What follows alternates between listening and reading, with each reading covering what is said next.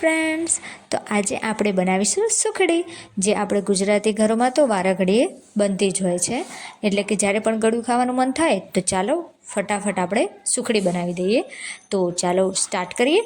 તો અહીંયા મેં જે એક લોયું લીધું છે એની અંદર 1 વાટકી જેટલું ઘી નાખ્યું છે. સુખડીમાં ઘી વધારે જ જોઈએ છીએ, અને જે માપની સુખડીનું માટેનું ઘી લીધું છે એ જ માપથી આપણે આગળ બધી સામગ્રી લઈશું. તો એની અંદર મેં જે 1 વાટકી ઘી લીધું છે તો એની સામે 1.5 વાટકી જેટલો ઘઉંનો એટલે કે રોટલીનો લોટ લીધો છે, અને 2 થી 3 ચમચી જેટલો ભાખરીનો લોટ એડ કર્યો છે. હવે આને આપણે ખૂબ સરસ રીતે પહેલાં તો મિક્સ કરી દઈશું, અને ગાંઠા ન પડે એનું ખાસ ધ્યાન રાખવાનું છે. તો અહીંયા પહેલાં સ્ટાર્ટિંગમાં તો ફટાફટ ઇઝીલી મિક્સ થઈ જશે, પણ જેવું લોટ છે એ ઘી પીવા લાગશે એટલે કે એની અંદર શોષાશે તો થોડું આપણને થોડું કઠણ લાગવા લાગશે. એટલે કે મતલબ કે થોડી વાર એમ લાગશે કે ઘડીક આપણે તાવીથો મૂકી જ દઈએ, પણ એને વારી ઘડી આપણે ચલાવતું જ રહેવાનું છે. તો આપણી લોટ સરસ રીતે બધી બાજુથી શેકાઈ જશે, અને આને આપણે થોડું મતલબ કે લાલાશ પડતો થાય ત્યાં સુધી આને શેકવાનું છે. હવે અહીંયા હું શેકતી હતી ત્યાં જ બાળકો પણ મને હેલ્પ કરવા માંડ્યા, અને બંને જણા મસ્તી પણ એટલી જ કરવા લાગ્યા, અને એ લોકોને મસ્તી કરતાં કરતાં એ લોકોને સુખડી ખાવી હતી એટલે એ લોકોને તો ખૂબ જ મજા પડી ગઈ આજે બનાવવાની પણ.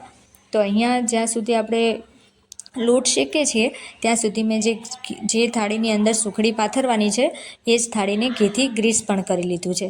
અને આ સુખડીનું જે મેં માપ પ્રમાણે બનાવ્યું છે એ પ્રમાણે માપથી બનાવશો તો એકદમ પોચી અને એકદમ સોફ્ટ બનશે, અને બધાને ખાવાની પણ ખૂબ જ મજા આવશે. તો હવે આને આપણે જોઈ શકો છો કે સહેજ લોટ ચડવા લાગ્યો છે, એટલે કે ઘી પણ છૂટું જ પડવા માંડ્યું છે. તો હજી આને થોડી વાર માટે આપણે શેકી લઈશું. અહીંયા આ બાજુ જે બાજુ મેં ગેસ રાખ્યો છે તો એ બાજુ થોડો પ્રકાશ વધારે આવતો હતો, એટલે હું થોડી વાર માટે એને સાઈડમાં કેમેરાને ફેરવી લઈશ. તો આ રીતે જ આપણે એને સરસ રીતે શેકતા જઈશું. અને ઘી પણ તમે જોઈ શકો છો કે થોડું થોડું છૂટું પણ પડવા માંડ્યું છે. તો આ રીતે એને હવે અહીંયાથી તમે જુઓ છો તો આપણો લોટ પણ સરસ રીતે શેકાઈ ગયો છે. હવે આ લોટ સરસ રીતે શેકાઈ ગયો છે તો તેની સામે મેં 1 વાટકીથી થોડો ઓછો ગોળ લીધો છે.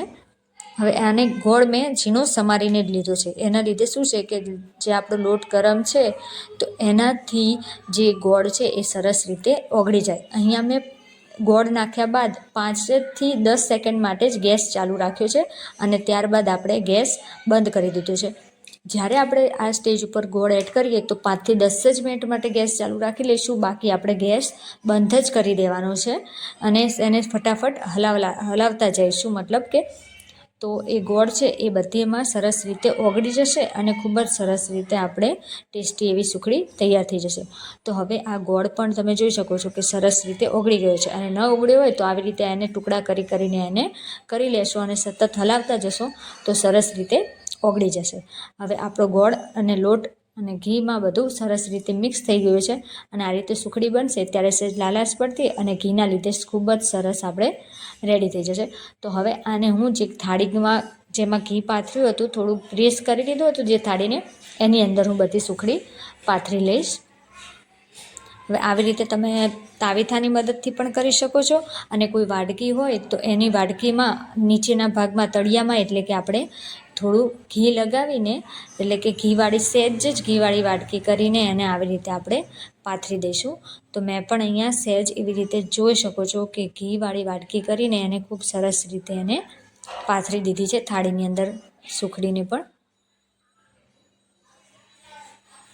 તમને એવું લાગે કે ચલો આ ફેરવતી વખતે થોડું પણ આવી રીતે ક્રેક આવી ગઈ છે તો તેને ફરીથી તમે તાવીથાની મદદથી આ રીતે કરશો તો એ ઘી થોડું હજી છે તો એના લીધે આપણે થાળીમાં સરસ રીતે ક્રેક પણ નહીં પડે, અને ઘીના લીધે એ ક્રેક પણ બુરાઈ જશે, અને એટલી જ સરસ આપણે બધી સુખડી ફેલાઈ જશે.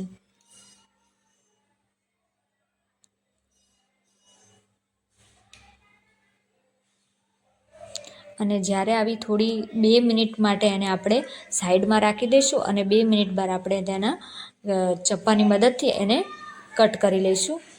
તો 2 મિનિટ આપણે એને આવી રીતે ફેલાવીને સાઈડમાં મૂકી દઈશું. તમે જોઈ શકો છો કે ઘી કેવું સરસ ઉપર દેખાય છે. હવે થોડું વધારે ઘી હોય તો તે વધારે દેખાય છે, તો મેં અહીંયા કેમેરાની લાઇટ જે છે એ ચાલુ કરીને પણ બતાવી છે. તો હવે આને આપણે ચપ્પાની મદદથી આપણે એની અંદર કટ લગાવી દઈશું, એટલે કે કાપા મારી દઈશું. અહીંયા મેં આવી રીતે જે આપણે દેશી સ્ટાઇલ છે સુખડીની એ જ પ્રમાણે કટ લગાવી દીધા છે. અને 10 મિનિટ બાદ તમે આવી રીતે ચપ્પાની મદદથી થાળીમાંથી સહેલાઈથી આવી રીતે સુખડીનો એક પીસ કાઢીને તમે જોઈ શકો કે કેટલી પોચી અને એવી સરસ એવી સુખડી રેડી થઈ ગઈ છે. તો અહીંયા તો અમારે તો બધાએ સુખડી એટલી જ ખાધી છે, અને તમે પણ હવે જરૂરથી ટ્રાય કરો સુખડી.